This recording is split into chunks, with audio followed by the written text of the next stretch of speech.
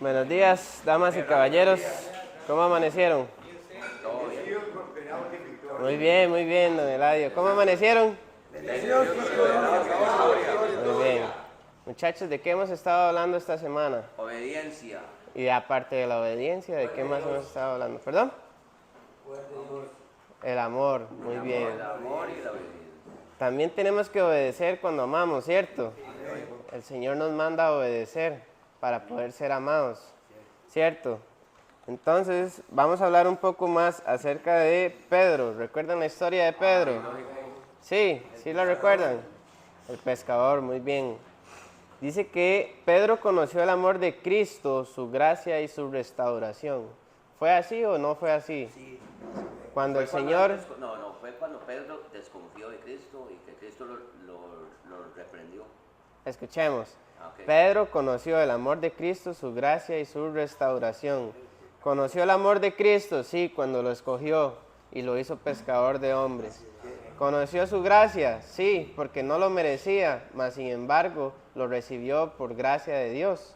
Y recibió restauración, claro que recibió restauración, porque después de que Jesús murió en la cruz, se le presentó a él en persona, ¿cierto? Para restaurarlo, para restaurar su fe. Entonces, vamos a leer dos versículos. El primero es Mateo 26 del 33 al 35. Dice, respondiendo Pedro le dijo, aunque todos se escandalicen de ti, yo nunca me escandalizaré. Jesús les dijo, de cierto te digo que esta noche, antes de que el gallo cante, me negarás 3 veces. Pedro le dijo, aunque me sea necesario morir contigo, no te negaré. Y todos los discípulos dijeron lo mismo. El segundo versículo es Juan 21 del 18 al 19. Dice, de cierto te digo, cuando eras más joven te ceñías e ibas donde querías, mas cuando ya seas viejo extenderás tus manos y te ceñirá otro, te llevará a donde no quieras. Esto dijo dando a entender que con muerte había de glorificar a Dios. Y dicho esto, añadió, sígueme. Pedro, un líder entre los discípulos de Jesús en su forma de ser, actuando de manera impulsiva, el día de la última cena, le hace una promesa al Señor diciéndole, aunque me sea necesario morir contigo, no te negaré.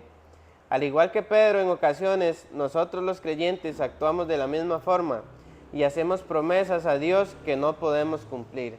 Por ejemplo, no voy a volver a pecar, pero el pecar es algo muy difícil. El pecar no es solamente robar, el pecar no es solamente criticar, no es solamente matar, no es solamente incumplir los 10 mandamientos. El pecar es incluso lo que usted debería de hacer y no hace. Por ejemplo, amar al prójimo. ¿Ah? Ayudar a alguien. Lo mismo que usted se robe 100 colones a robarse 1.000.000. Ok, aquí no estamos hablando del peso de los pecados, muchachos. Aquí no estamos hablando del peso de los pecados porque para Dios todos los pecados pesan lo mismo. Todos los pecados son iguales. Entonces, lo que les estoy diciendo es que a pesar de que muchas veces pensamos que pecar es solo hacer lo malo, también pecar es no hacer lo que deberíamos hacer. Por ejemplo, seguir la voluntad del Señor.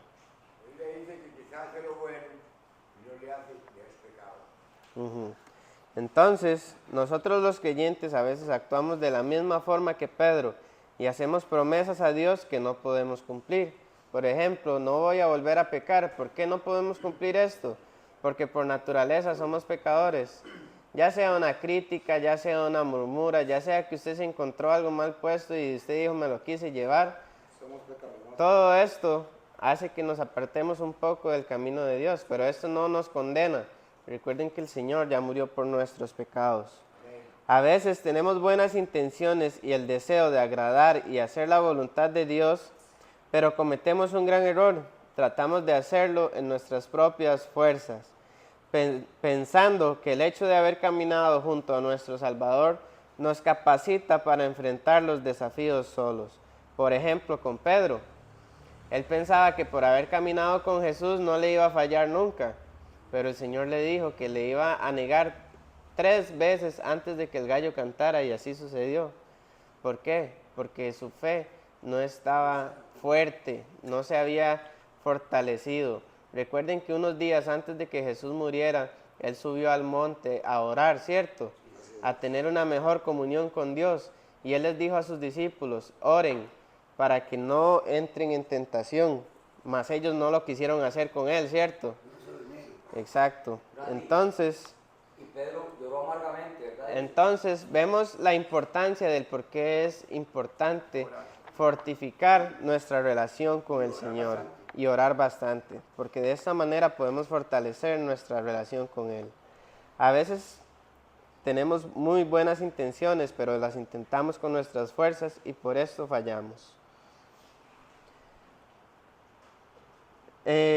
Por eso Jesús en el huerto de Getsemaní, esto es lo que les estaba diciendo, le dice a sus discípulos y nos recuerda a nosotros la importancia de la comunión con Dios como está registrado en Mateo 26:41. Dice, velad y orad para que no entréis en tentación. El espíritu a la verdad está dispuesto, pero la carne es débil.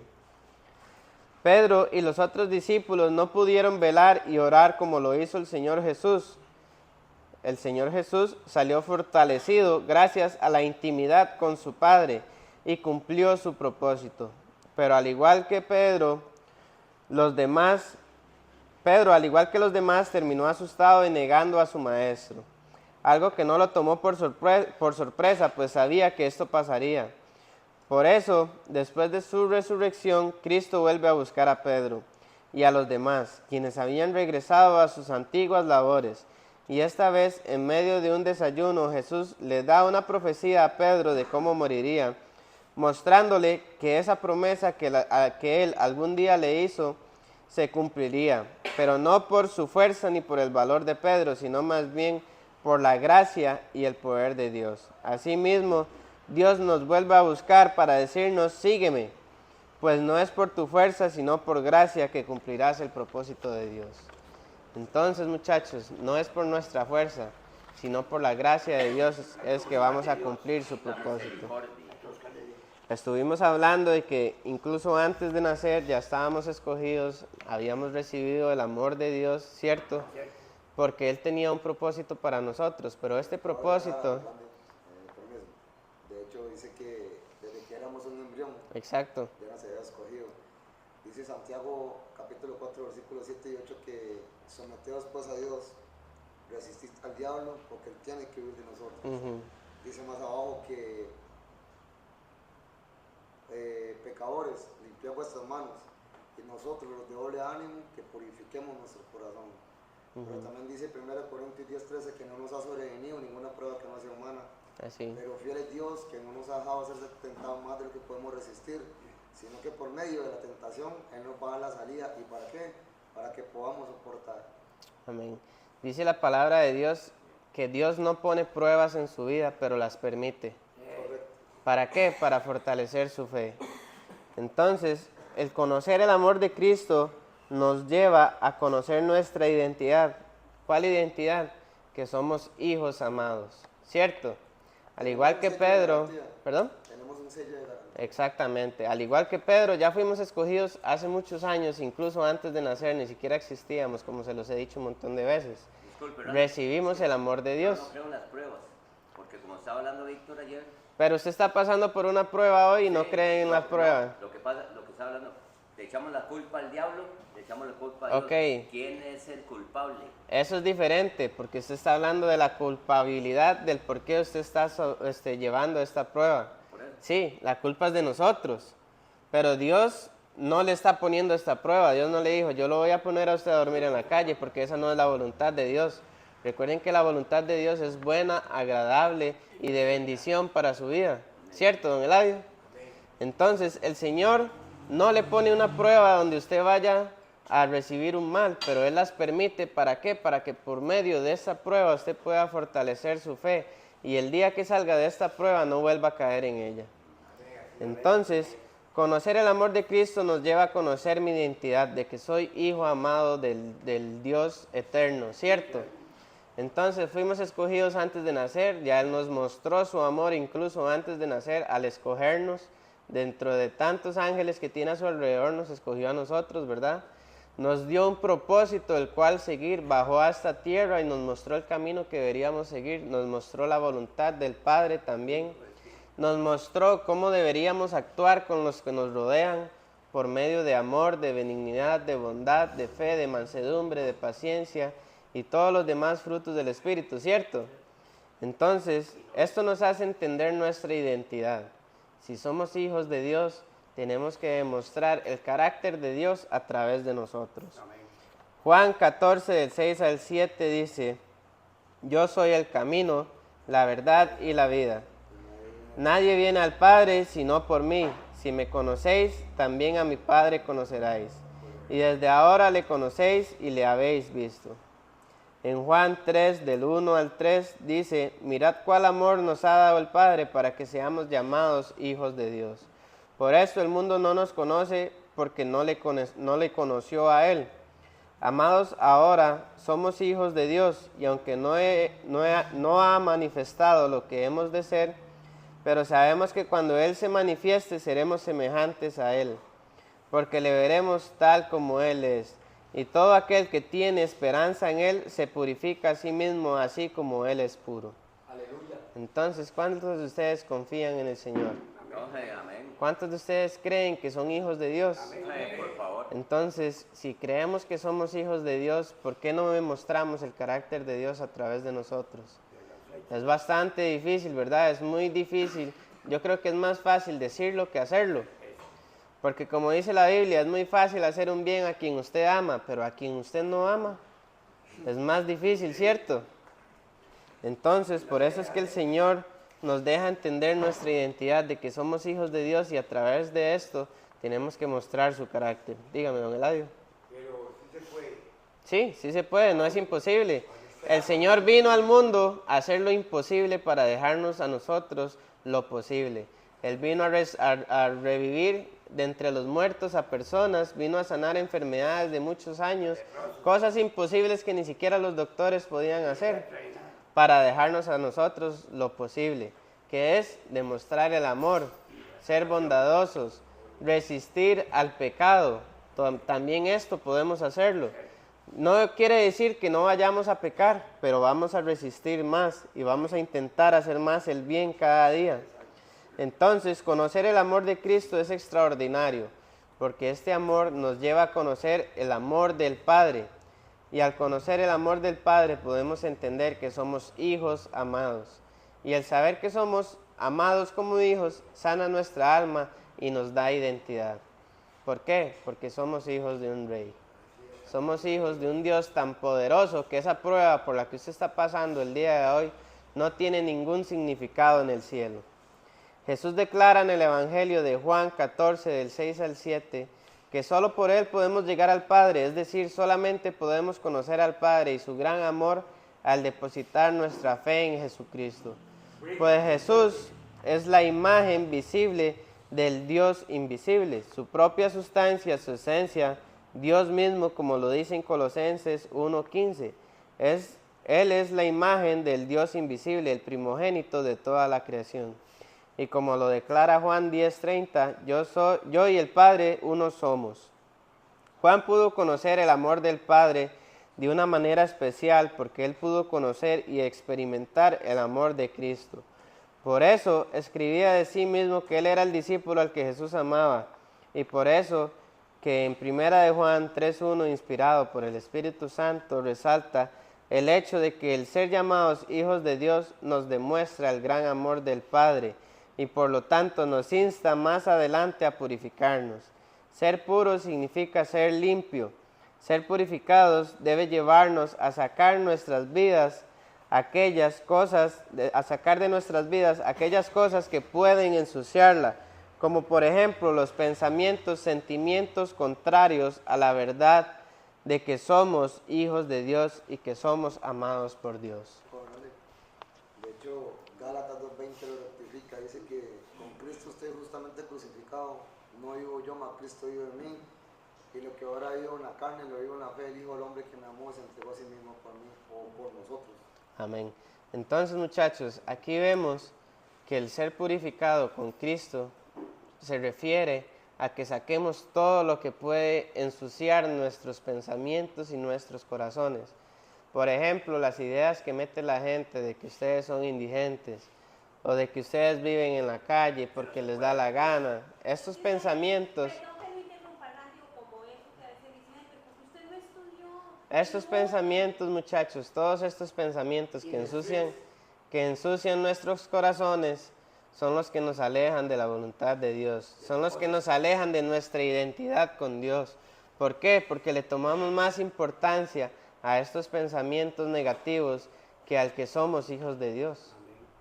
Entonces, ¿somos o no somos hijos de Dios? Somos hijos de Dios. Somos hijos de Dios, todos.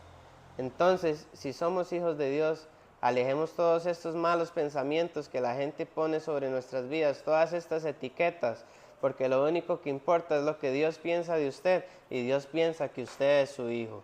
Eso es lo que Dios piensa. El Espíritu Santo, que el Espíritu Santo lleve la verdad de su palabra a lo más profundo de nuestro ser, para comprender cuán grande ha sido el amor del Padre, para llamarnos sus hijos, y de esta manera, teniendo clara nuestra identidad en el Señor, podamos experimentar la nueva vida que como hijos se nos ha dado en Cristo Jesús. Tenemos una nueva vida en Cristo Jesús. Ahora, ¿saben qué nos falta? Arrebatarla. Eso es lo que nos falta. Dígame, don Eladio. La palabra de Dios dice que el amor que alguno está en Cristo, si alguno está en Cristo, nueva criatura es. Todas las cosas viejas pasaron aquí, todas son hechas nuevas. Exactamente. Por eso que yo me vuelvo a Dios, abro mi corazón a Dios, vengo a ser una nueva criatura delante de Dios. Como la parábola de las vasijas, ¿recuerdan? Del alfarero. Que él dijo que si acaso Dios no podía hacer lo mismo con nuestras vidas, volver a formar nuestro corazón y darnos uno nuevo, ¿cierto? Esto es lo que Dios puede hacer con nuestras vidas, y esto es lo que está intentando hacer con su vida desde hace mucho tiempo. Pero no hemos querido abrir la puerta de nuestro corazón. No hemos querido arrebatar las bendiciones que Él tiene para nosotros. ¿Por qué? Por las etiquetas que nos pone la gente, o por las etiquetas que nos ponemos nosotros mismos, por las condenaciones que nosotros mismos nos hacemos.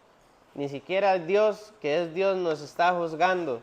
Él se entregó en la cruz para morir por sus pecados y por los míos.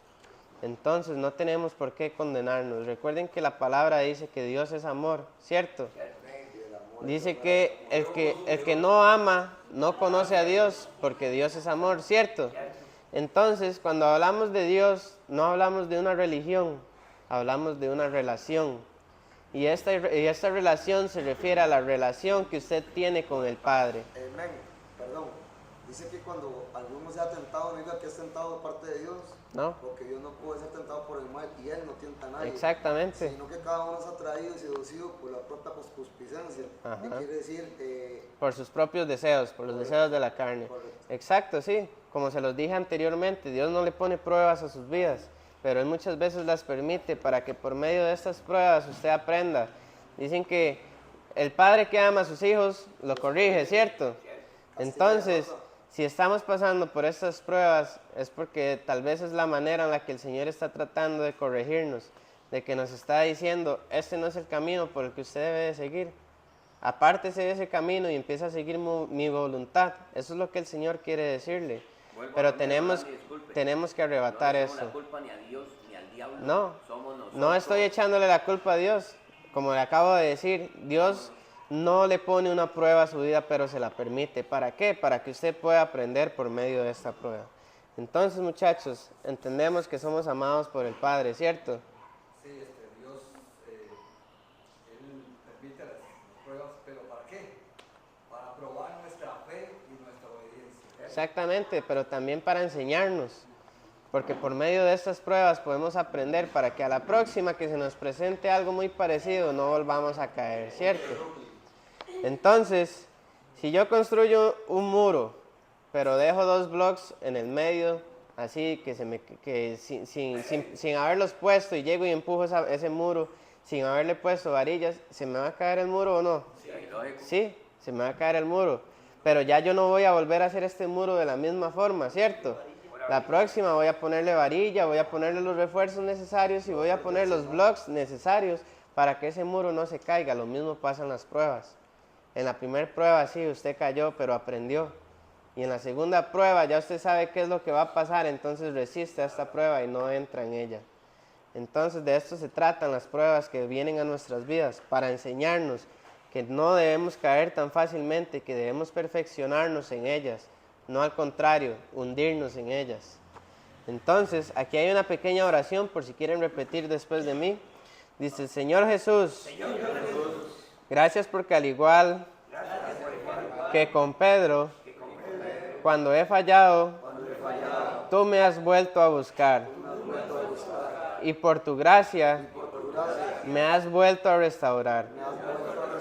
Gracias porque tu amor inagotable diariamente me recuerda el propósito por el cual me has llamado.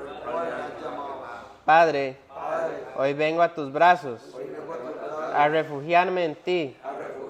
Gracias por hacerme tu hijo y amarme como tal. Ayúdame por tu Espíritu Santo a tener clara mi identidad en Cristo Jesús, para así disfrutar de la nueva vida que me has regalado. En el nombre de Jesús, amén y amén.